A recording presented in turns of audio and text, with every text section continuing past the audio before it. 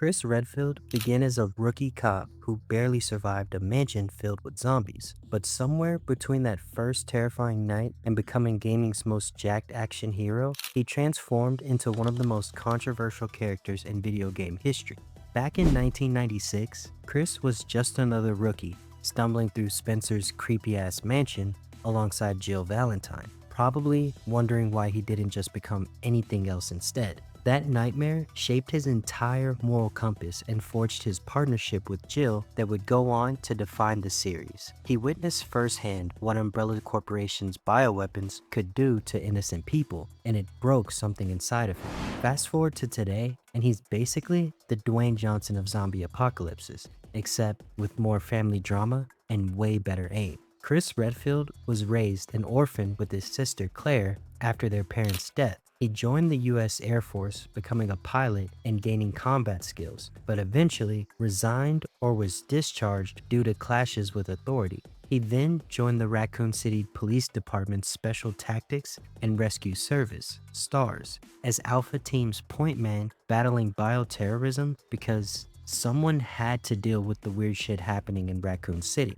After the events in the city, he co-founded the Bioterrorism Security Assets Alliance, BSAA, with Jill Valentine, and became a leader in the global fight against bioorganic weapons. Little did he know, he'd be spending the next 2 decades basically being the world's best dedicated bioweapon killer. What makes Chris work isn't just the muscles or guns, it's that he genuinely cares. Every mission for him hits personal because he's lost people, made mistakes, and carries that weight around like emotional baggage.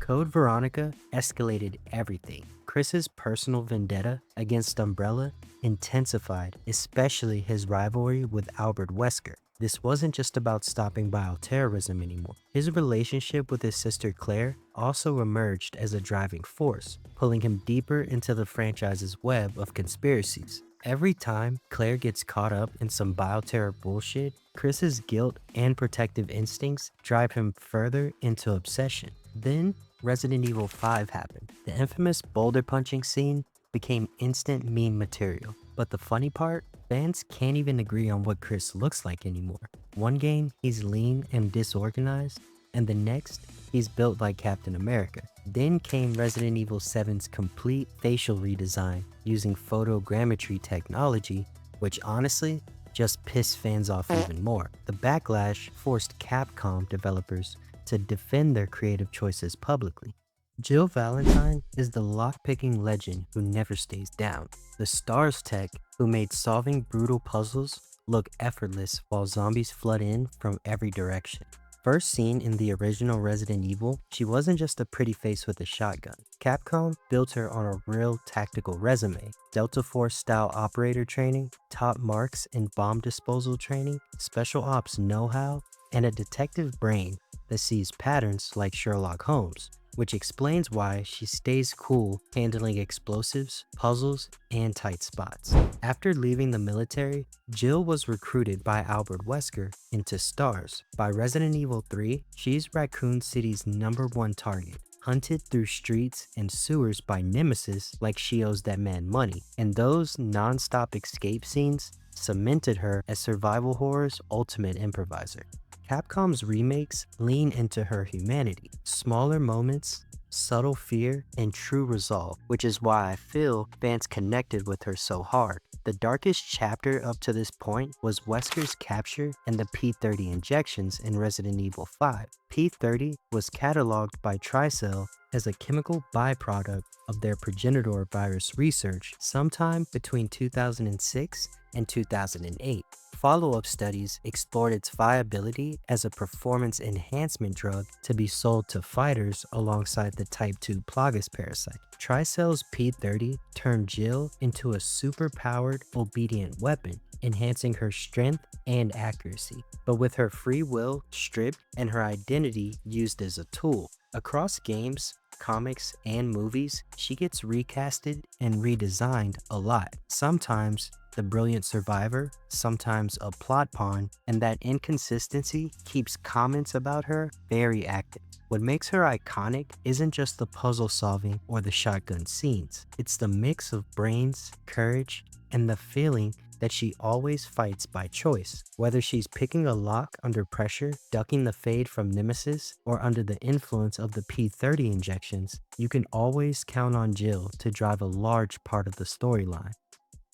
Leon S. Kennedy shows up for his first day as a cop and accidentally walks into a zombie apocalypse. The definition of bad timing. What starts as the worst orientation day ever turns into one of Resident Evil's greatest character transformations. The guy literally goes from, "Oh god, what the hell is that?" in Resident Evil 2 to casually backflipping over chainsaws in Resident Evil 4.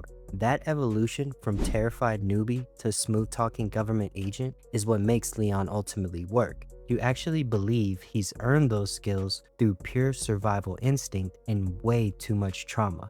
Leon experienced a traumatic childhood due to his family's criminal connections, resulting in the death of his entire family and orphaning him.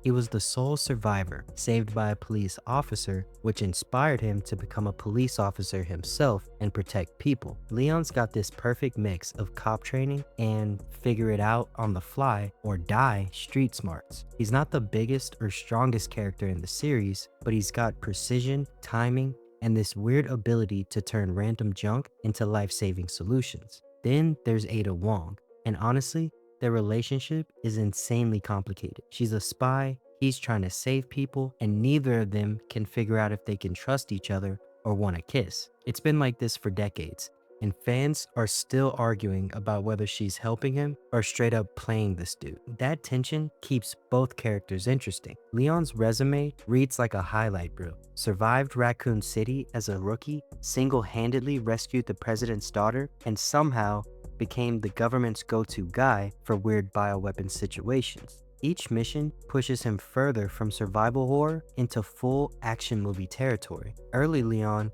was genuinely scared and relatable as shit was hitting the fan. Modern Leon is basically a super cop who happens to fight mutated monsters. Some fans miss the vulnerability, others love watching him suplex monsters. Both sides have a point, and I'm here for all of it. Leon represents the grind of growing into your potential under the worst possible circumstances.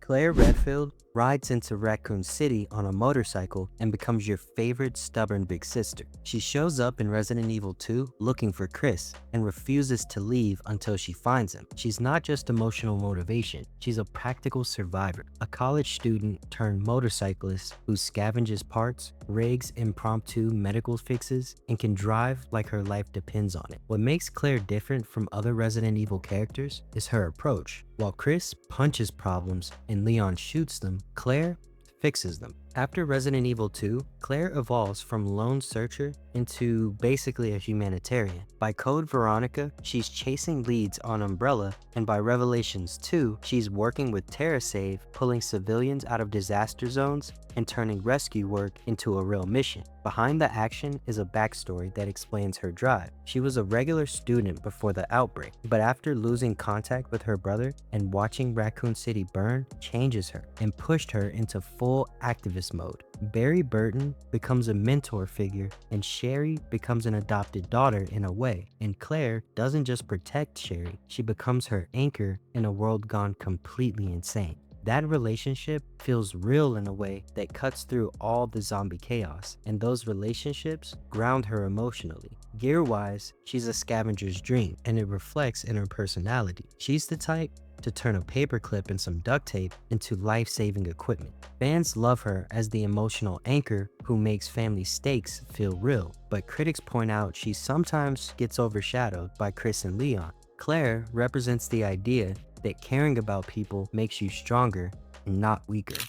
Ada Wong slides into every scene like she owns the place and gives no one a reason why she's there. A Chinese-American spy who first appeared in Resident Evil 2 and immediately made everything more complicated. Her backstory is deliberately sketchy, which is exactly how she likes it. Originally hired to steal Umbrella's G-Virus, Ada meets rookie cop Leon Kennedy and completely rewrites his understanding of trust. She helps him survive, lies to his face, saves his life, and then vanishes with the bioweapon data, leaving everyone wondering whose side she's really on. This becomes her signature move across the entire franchise.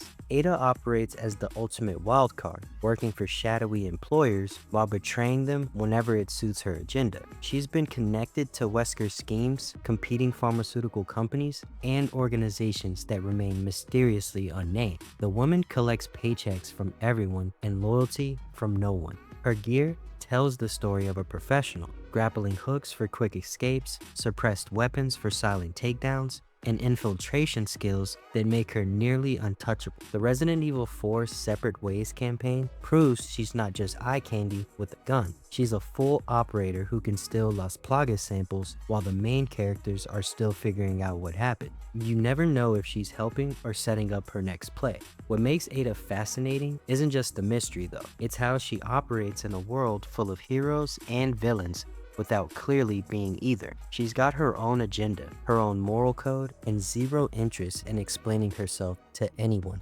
Leon's complicated feelings towards her mirror the entire fanbase perfectly. Half the time you want to trust her, the other half you're convinced she's playing everyone. That tension keeps her relevant across decades of games. Ada represents the idea that not everyone needs to be fully explained to be compelling. Albert Wesker isn't just a villain, he's the franchise's pinnacle of betrayal wrapped in leather and designer sunglasses. He starts as the cool, calm and collected captain of stars, the leader everyone trusts to keep them alive. Then the mask drops. The Spencer Mansion incident reveals Wesker's true nature. He's been working with Umbrella all along, using his own team as test subjects for bioweapons research.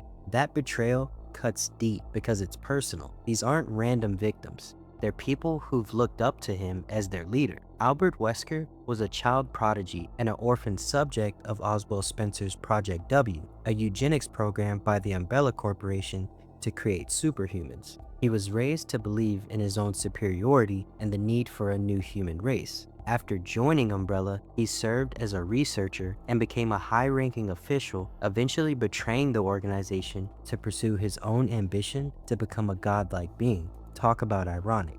What makes Wesker terrifying isn't just the betrayal, it's how he evolves afterwards. Corporate finesse becomes a full-blown god complex as he hijacks Umbrella's research and starts pursuing quote-unquote perfect human evolution. He injects himself with prototype viruses that push him far beyond human limits. The transformation turns him into a true freak of nature, superhuman speed that makes him appear to teleport, brutal regeneration that lets him shrug off fatal wounds, and abnormal Hulk-like strength. He becomes a living bioweapon with the intelligence to use those abilities strategically. Wesker's ultimate plan with the Ouroboros virus shows just how far his obsession goes. He doesn't just want to control people, he wants to force all of humanity to evolve or die, turning his personal vendetta into a species-wide extinction-level event. His relationship with Chris Redfield becomes the emotional core of his crash out. Wesker saw Chris as a frustrating obstacle to his world domination plans, while Chris dedicated his life to stopping Wesker after learning of his snake behavior. Their conflicts were marked by Chris's resilience and determination, eventually leading to a final showdown in Resident Evil 5. The finale delivers on years of buildup, a movie-sized throwdown where Chris and Sheva finally corner Wesker on a collapsing facility. Even then, he nearly wins with his superhuman ability. Rebecca Chambers shows that sometimes the most important person in the room is the one trying to heal instead of harm. At just 18 years old, her genius-level intellect in chemistry and medicine was recognized by multiple organizations, including the Umbrella Corporation, but she rejected those offers to pursue law enforcement instead. She becomes STAR's Bravo team's field medic and the franchise's youngest hero. Rebecca made her debut in the OG Resident Evil as a supporting character in Chris Redfield's campaign, and her first main playable role was in Resident Evil 0. Her debut in Zero shows Rebecca at her core, stranded on a hijacked train with Billy Cohen, a former Marine convicted of murder, turning laboratory chaos into life-saving improvisation. Rebecca sees someone who needs help, and chooses to trust them. It's those decisions that defined her character throughout the series. While other protagonists solve problems with firepower, Rebecca approaches crisis as a puzzle to solve. She's the person mixing green herbs into healing compounds, analyzing viral samples to find weaknesses, and explaining the science behind all the madness. Rebecca's brilliance goes beyond book smarts. She can synthesize antidotes from random chemicals, perform field surgery with improvised tools, and identify bioweapon weaknesses that others miss. Her medical training makes her invaluable when everything goes wrong. Later appearances position Rebecca as the franchise's ethical scientist, the voice that reminds everyone why they're fighting. When other characters get caught up in the bullshit, Rebecca asks the deeper questions about what science should, and more importantly, shouldn't do. Her role as a field medic means she's often stabilizing the people who do the heavy fighting rather than gunning down hordes herself. Some fans wish she had more combat moments, but her real strength lies in keeping the human element alive when everything turns monstrous. Barry Burton serves as a STARS Alpha Team's weapon specialist and the franchise's most reliable support character. A veteran firearms expert and mechanical engineer, Barry combines technical expertise with unwavering loyalty to create one of the series' most dependable allies. His background as a weapons specialist and mechanic makes him invaluable during crises. Barry can modify firearms, rig explosives with random-ass materials, and repair essential equipment under pressure. His technical knowledge often provides the solution that keeps missions from completely failing, coming in the clutch more than a few times. The famous Jill sandwich line from the original Resident Evil became iconic, but Barry's real strength lies in his protective instincts. His panicked shout of Jill during the crushing ceiling trap reveals genuine concern for his teammates' safety, establishing him as someone who prioritizes people over protocol. Barry's family connections add emotional weight to his character. His wife Kathy and daughters Polly and Moira create personal stakes that extend beyond professional duty. When Wesker threatens his family to ensure cooperation, Barry faces an impossible choice between protecting his loved ones and betraying his team. The Revelations 2 storyline features his daughter, Moira Burton, which touches on how Barry's dangerous career affects his family relationships. Moira's fear of guns and complicated feelings towards her father creates realistic family tension that grounds the supernatural horror in human emotion. Barry's equipment is low-key subtle but badass. Modified magnum revolvers, custom ammunition, and improvised explosive devices. He favors reliable, high-impact weapons that can handle the toughest bioweapons, earning him the nickname of the team's heavy weapon guy. Barry can repair generators, unlock security systems, and modify weapons to handle unique threats. These abilities make him essential for operations requiring both combat expertise and technical problem solving. Later appearances show him transitioning from active STARS member to mentor figure, particularly in his relationships with Moira and Claire. Carlos grew up in an intense paramilitary and street violence in an unnamed South American country. He was born into a large family surrounded by gang violence. During a loot mission, he was captured by a nationalist group and ultimately freed by a rebellion group, which he later would end up joining and learning how to deal with heavy machinery. His communist guerrilla mob was wiped out by government operations, and Carlos was captured. The Umbrella Corporation offered him a deal, joined their UBCS unit in exchange for his freedom. Carlos arrived in Raccoon City as Umbrella's hired muscle and discovered that some jobs aren't worth the paycheck.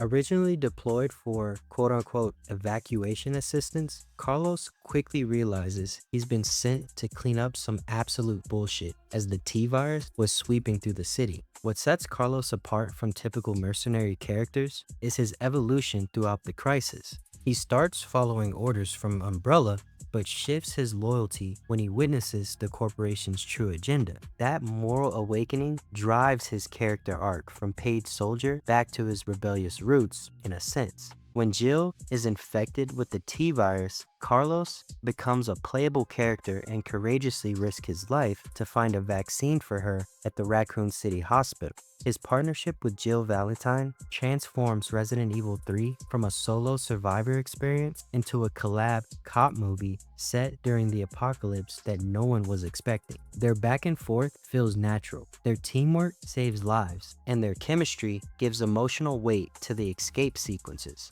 After curing Jill, Carlos assists in her final confrontation with Nemesis. Carlos becomes the reliable backup Jill never knew she needed when Nemesis makes everything personal. Carlos brings practical military skills to civilian rescue operations.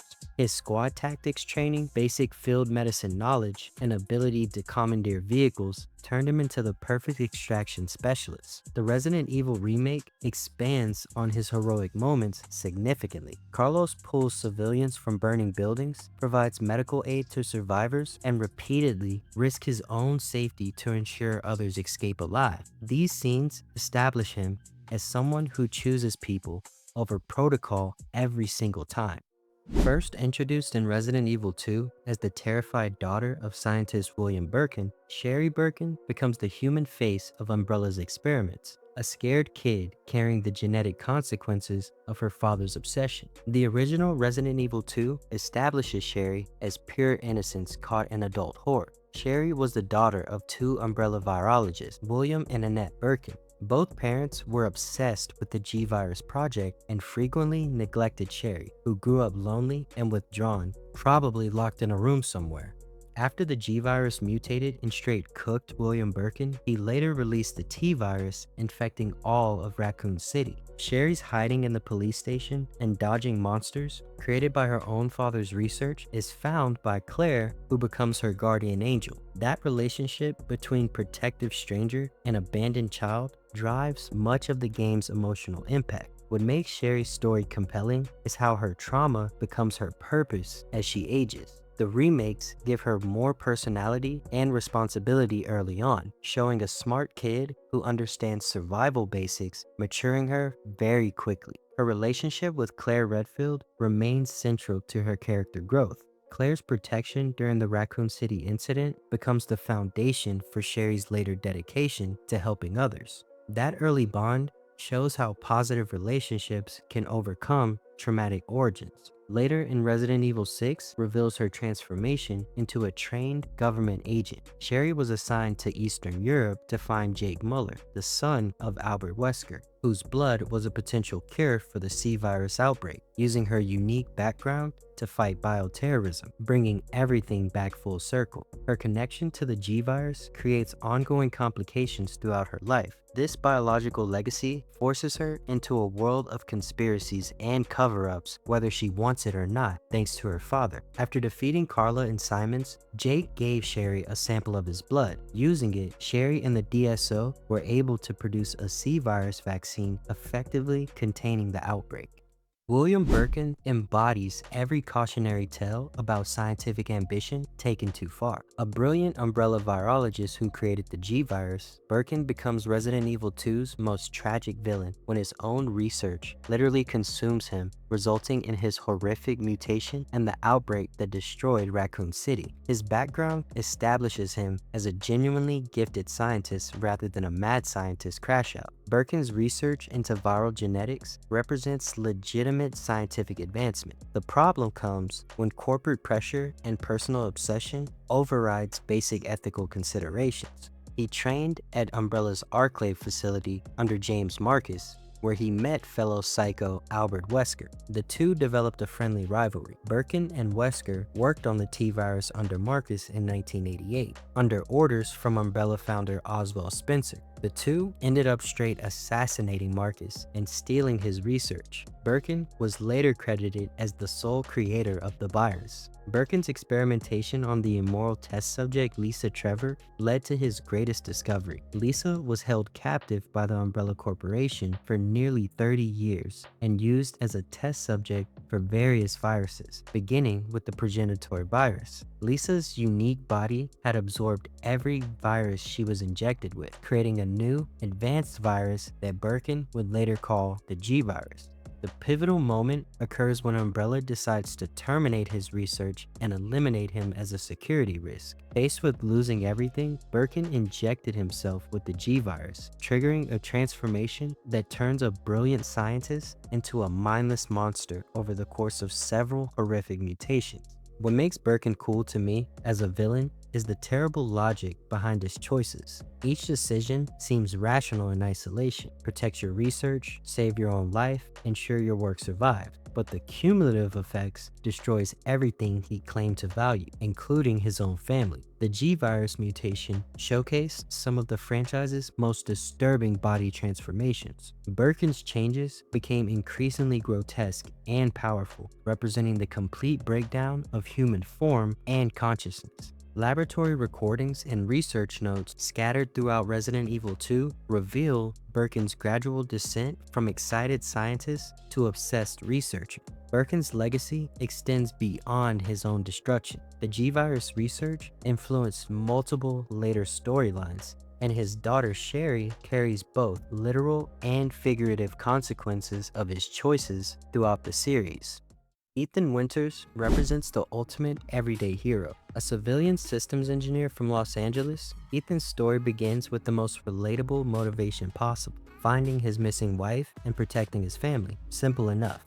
Ethan married Maya in 2011, believing she worked for a regular trading company. What he didn't know was that Maya was secretly an operative for the Connections, a crime syndicate that created bioweapons. When her ship transporting the bioweapon Evelyn crashed in 2014, Maya disappeared for 3 years and was presumed dead. Resident Evil 7 kicks off when Ethan receives a cryptic email from Maya in 2017, leading him to the Baker family plantation in Louisiana. What follows is a desperate husband walking into a nightmare that turns his wife into a monster and his rescue mission into a survival horror masterpiece. The game's genius lies in how it handles Ethan's civilian perspective. He's not trained for combat, doesn't understand bioweapons, and approaches every situation like someone who learned survival through video games rather than military training. Kitchen knives become weapons, duct tape fixes severed limbs, and every victory feels earned through determination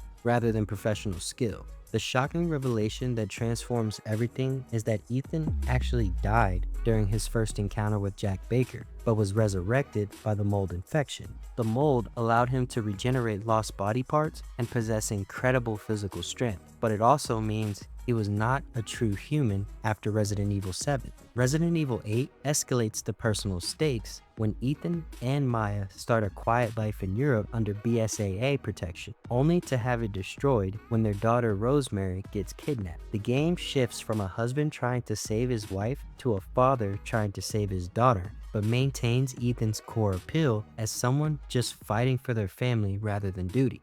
He faces the Four Lords with growing confidence, but his motivation remains fundamentally personal. Even when confronted with ancient curses and massive conspiracies, he's just a dad trying to get his kid back. The final revelation that Maya was actually the shape-shifting Mother Miranda adds layers to Ethan's story while maintaining his basic civilian perspective.